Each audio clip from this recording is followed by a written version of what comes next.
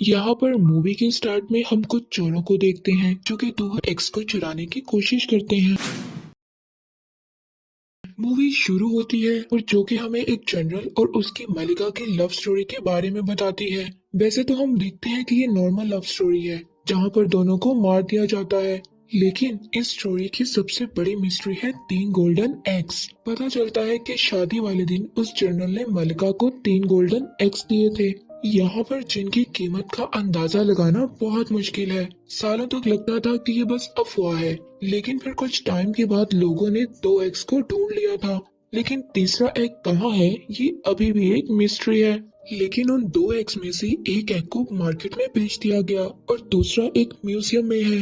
आगे हम एक आदमी को नकली गोल्डन एग बनाते हुए देखते हैं और फिर नेक्स्ट सीन में हम देखते हैं कि एफबीआई की टीम म्यूजियम में आई है जहां वो गोल्डन एग रखा हुआ है और उन्हें एफबीआई की टीम को लीड कर रहे होते हैं दो ऑफिसर।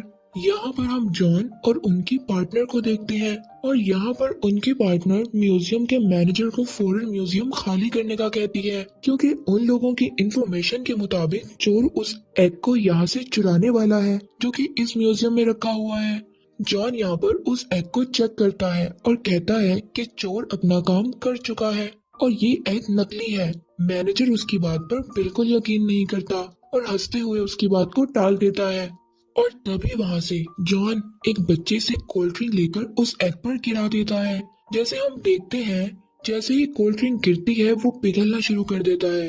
जॉन के पार्टनर फौरन म्यूजियम को सील करने के लिए कहती है और यहीं पर हम एक चोर को देखते हैं जो कि ये सब कुछ देखते ही वहां से भाग जाता है। और यहाँ पर जॉन और उसकी पूरी टीम उस चोर को पकड़ने की कोशिश करते हैं, लेकिन हम देखते हैं कि चोर बहुत ही चालाक था। वो सबको चकमा देकर वहां से भाग जाता है और यहाँ पर पूरी एफबीआई की टीम देखती रह जाती है। आगे सीन में हम देखते हैं कुछ घंटों बाद का, जहां हम उस चोर को जाते हुए देखते हैं जो कि एक बोट में एक आइलैंड पर जा रहा था। जैसे ही वो एग को बैग से बाहर निकालता है उसे अचानक पीछे से जॉन की आवाज आती है। यहाँ उस चोर को पता चलता है कि वो पूरी टीम को लेकर उसे पकड़ने आया है और यहाँ जॉन उस चोर को बताता है कि जब से उसने चोरी करना स्टार्ट किया उसके पास उसकी हिस्ट्री को वो जानता है, उसके पास उसकी सारी हिस्ट्री मौजूद है। और यहाँ वो चोर उससे पूछता है कि तुम्हें ये सब कैसे पता। तो वो उसको बताता है कि ये सब उसे उसकी एक पार्टनर ने बताया है जो कि उसको सारी इन्फॉर्मेशन देती है और उस चोर के बारे में सारी इन्फॉर्मेशन भी उसी पार्टनर ने बताई है। और फिर यहाँ उस चोर और एग को अलग अलग गाड़ियों में ले जाते हैं ताकि वो उसे फिर से चुरा कर भाग ना सके। जॉन एक ऑफिसर को उस एग की जिम्मेदारी देता है और फिर पता चलता है कि वही पार्टनर जो जॉन को सारी इन्फॉर्मेशन बताती है खुद भी एक चोर है। वो असली एग को नकली एग से तब्दील कर देती है और फिर वहाँ से बचकर निकल जाती है। और फिर आगे का सीन कुछ घंटे बाद का दिखाया जाता है जहाँ जॉन की पार्टनर बताती है कि गाड़ी में मिला एग नकली था और वो बताती है कि उसको शक है कि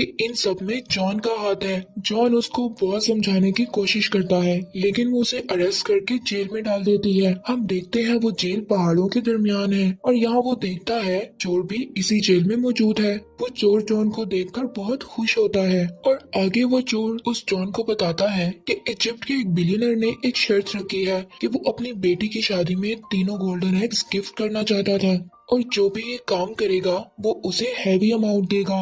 ये सुनकर जॉन उसे तीसरे एग के बारे में पूछता है क्योंकि कोई भी उस तीसरे एग के बारे में नहीं जानता था। वो चोर उसको कहता है कि फिलहाल वो अभी दूसरे एग के बारे में सोच रहा है जो कि एक आम डीलर के पास है और उसे एक विला में बनाए हुए एक वॉल में रखा हुआ है। और वो उसे बताता है कि पार्टी करने का बहुत शौक है और जल्दी उसके विला में ग्रैंड पार्टी है, लेकिन इस पार्टी में सब लोग मास्क लगा कर आते हैं और कोई भी शख्स यहाँ पर अपना चेहरा नहीं दिखाता। तभी वो चोर सबको बताता है कि जॉन एक पुलिस ऑफिसर है और यहीं पर एक कैदी उससे लड़ना शुरू कर देता है और यहाँ पर जेल ऑफिसर उनको लड़ते देखकर उनको रोकने आते हैं और फिर इनको अपने अपने सेल में भेज देते हैं। यहाँ एक ऑफिसर आता है और बताता है कि कैप्टन उनसे मिलना चाहती है और यहाँ उनका सामना उसी लड़की से होता है जो कि जॉन की पार्टनर थी, जो जॉन को सारी इन्फॉर्मेशन देती थी, जो उनको फंसाने के लिए उनसे सॉरी करती है और बताती है वो यहाँ उसी तीसरे एक्ट के लिए आई है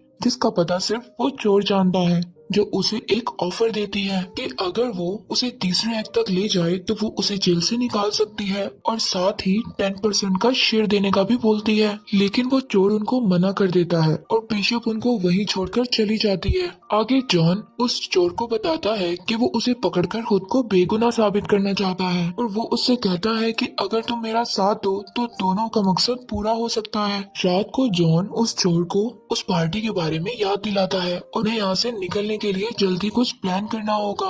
अगले ही दिन वो चोर जॉन को प्लान के बारे में बताता है, जो कि एक सिंपल सा प्रोसेस है। पहले तो वहाँ वो एक छोटा सा ब्लास्ट करते हैं जिससे हर तरफ धुआं हो जाता है। फिर वो मेन गेट तक आते हैं जहाँ पर उनके पास एक कार्ड था। ये कार्ड वो चोर उस वक्त चुराता है जब जॉन की लड़ाई के बाद ऑफिसर उन्हें वापस ले जा रहे थे और नेक्स्ट सीन में जेल की दीवार तोड़कर उनके हेलीकॉप्टर तक पहुंचना था। और यहाँ पर कुछ ऑफिसर उनको पकड़ने की कोशिश करते हैं और बहुत रोकते हैं और यहाँ जॉन की जान भी जाने लगती है मगर वो बच जाता है। लेकिन फाइनली वो हेलीकॉप्टर लेकर वहाँ से निकल जाते हैं। आगे हम देखते हैं बिशप को, जो कि FBI एजेंट ऑफिसर के साथ बैठी होती है, जहाँ वो कंप्यूटर को यूज करके अपने सारे रिकॉर्ड्स को डिलीट कर देती है और फिर वो FBI की एजेंट को जॉन और उस चोर के भागने की खबर देती है और साथ ही बताती है कि वो रात को डीलर की पार्टी में आने वाले हैं। इधर वो चोर अपने फ्रेंड के प्लान से उस डीलर की पार्टी में निकल जाते हैं। यहाँ पर चोर जॉन को अपना प्लान बताता है कि हमें उस डीलर के गार्ड्स और कैमरामैन से बचते हुए उस वॉल तक पहुँचना होगा, जो कि ऐसी टेक्नोलॉजी से बनाया गया है जो सिर्फ उस डीलर की आवाज और शक्ल देखकर खुलता है।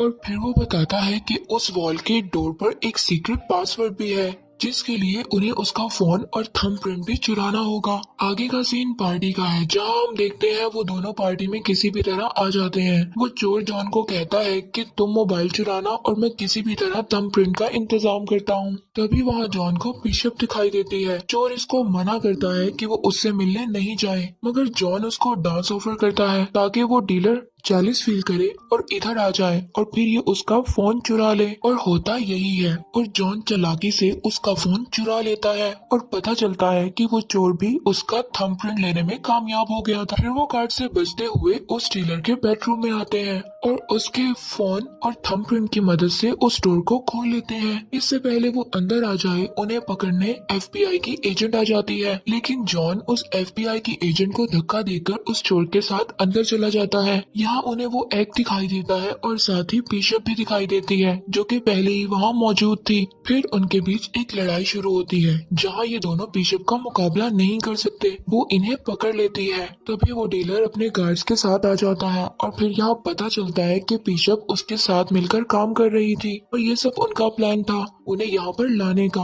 अब वो इन्हें एक सीक्रेट जगह ले जाते हैं और यहाँ बिशप उस चोर से कहती है कि अगर वो उसे तीसरे एक्ट की लोकेशन बताएगा तो वो उनको छोड़ देगी और अगर वो तीसरे एक्ट की लोकेशन नहीं बताएगा तो वो जॉन को टॉर्चर करेगी। यहाँ बिशप जॉन को करंट लगाती है और दोनों उसको बहुत टॉर्चर करते हैं। ये देखकर वो चोर उसको तीसरे एक्ट की लोकेशन का बता देता है और वो बताता है जो कि एक सहरा में है।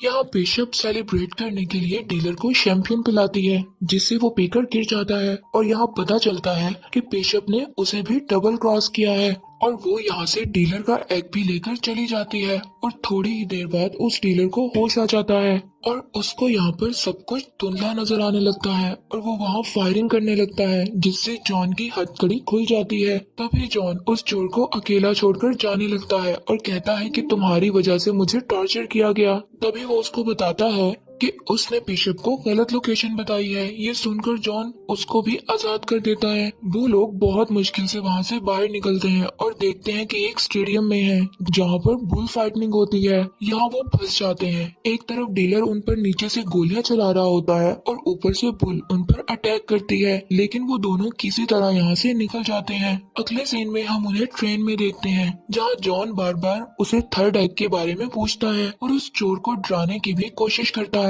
मगर वो चोर अभी भी कुछ नहीं बताता। अब जॉन उसे इमोशनल करता है और कहता है कि अगर वो उसकी हेल्प करेगा, उसे बेगुनाह साबित करेगा, तो वो बिशप को पकड़कर उसे दुनिया का नंबर 1 चोर बना सकता है। यह सुनकर वो चोर उसको बताता है कि बात बहुत पहले की है जहां हिटलर के एक खास आदमी को एग के बारे में पता चल गया था। वो अपना सारा सामान लेकर किसी दूसरे शहर चला जाता है, एक बोट के जरिए जिसमें तकरीबन 100 टन के करीब सामान था। बहुत से लोग उसे उस खजाने के लिए ढूंढते रहे थे, जिसमें वो बताता है कि उसमें उसके डैड भी थे। उनके मरने के बाद वो चोर उसको बताता है कि उनके ट्रॉल से एक घड़ी मिली थी, जो कि वो एक ऑक्शन से लाए थे। ये असल में उस आदमी की वॉच थी, जिसमें उसको पता चला कि तीसरा एग कहीं दूर जंगलों में छुपा है। वो दोनों भी वहां पहुंच जाते हैं और घड़ी की मदद से एक सीक्रेट होल को ढूंढ लेते हैं। वो चोर अपने डैड की घड़ी से उसका दरवाजा खोलता है और वहाँ काफी कीमती चीजों को देखते हैं, और वहाँ वो कुछ एंटीक कार को भी देखते हैं, और वहीं वो उन्हें एग भी दिखाई दे देता है। इससे पहले वो उन्हें लेकर जाते बिशप एक बार फिर उधर आ जाती है। वो उन्हें बताती है कि उसको उस पर शक था, इसलिए वो उनका पीछा करते हुए वहां तक आ जाती है। फिर वो उनसे एग देने को कहती है, और तभी एफबीआई की एजेंट पूरी टीम को लेकर वहां आ जाती है। उससे बचने के लिए वहां पर मौजूद एंटीक कार में तीनों भाग जाते हैं, और एफबीआई की टीम भी पुरानी गाड़ियों से उनका पीछा करती है। एक लंबे हॉल के बाद वो एक वाटरफॉल से बाहर निकलते हैं, और एफबीआई की टीम पीछे रह जाती है। वही चोर बिशप का मजाक उड़ाता है कि उसके जेल जाने के बाद वही दुनिया का नंबर 1 चोर होगा। वो जॉन से उसे अरेस्ट करने का कहती है। तभी उसे वहाँ एक और शॉक लगता है कि जॉन और बिशप शुरू से मिलकर काम कर रहे थे, और ये उन दोनों ने सारा प्लान बनाया है ताकि वो इससे तीसरे एग की लोकेशन जान सके। यहाँ जॉन उस चोर को बताता है कि उसके डैड भी एक चोर थे, वो भी एक बड़ा चोर बनना चाहता था। फिर वो उस चोर को वहाँ बांधकर वहाँ से चले जाते हैं। आगे सीन शिफ्ट होता है और हम देखते हैं उस बिलियनर्स के बेटे की शादी। वो तीनों एग्स पहली बार एक साथ लाए जाते हैं। इसे देखकर वो बड़ी खुश हो जाती है। और फिर हम यहाँ जॉन और बिशप को देखते हैं। उन्हें इन एग्स के बदले काफी ज्यादा हैवी अमाउंट मिलती है, और वहीं वो एजेंट एफबीआई की टीम के साथ आती है और उस बिलियनर्स को चोरी का सामान खरीदने के जुर्म में अरेस्ट कर लेती है। और वो दोनों ये सब कुछ देखकर वहाँ से निकल जाते हैं। आगे हम 6 महीने बाद देखते हैं जॉन और बिशप को एक बोट पर एंजॉय करते हुए। तभी वो चोर उधर आ जाता है और वो दोनों उसे देखकर हैरान हो जाते हैं। वो उनको बताता है कि एफबीआई की टीम ने मुझे अरेस्ट कर लिया था और वो दोबारा मुझे वहाँ जेल भेज रहे थे, मगर मैं वहाँ से भागकर निकल आया और इधर आ गया। आगे वो बताता है कि मैंने उस एफबीआई की एजेंट को हैवी अमाउंट की लोकेशन दे दी है, अब तुम मेरी तरह बिल्कुल खाली हाथ हो। फिर वो उन्हें कहता है कि मेरे पास एक और प्लान है जिस पर तुम्हें मेरे साथ मिलकर काम करना होगा। अगर तुम ऐसा नहीं करते तो वो एफबीआई की एजेंट तुम्हें अरेस्ट कर लेगी। जॉन पहले मना कर देता है, लेकिन फिर दोनों मान जाते हैं और उस एजेंट के आने से पहले वो वहाँ से निकल जाते हैं। आगे हम उन्हें दूसरे शहर में देखते हैं जहाँ वो नई चोरी के लिए तैयारी कर रहे थे, और यहीं पर मूवी एंड हो जाती है।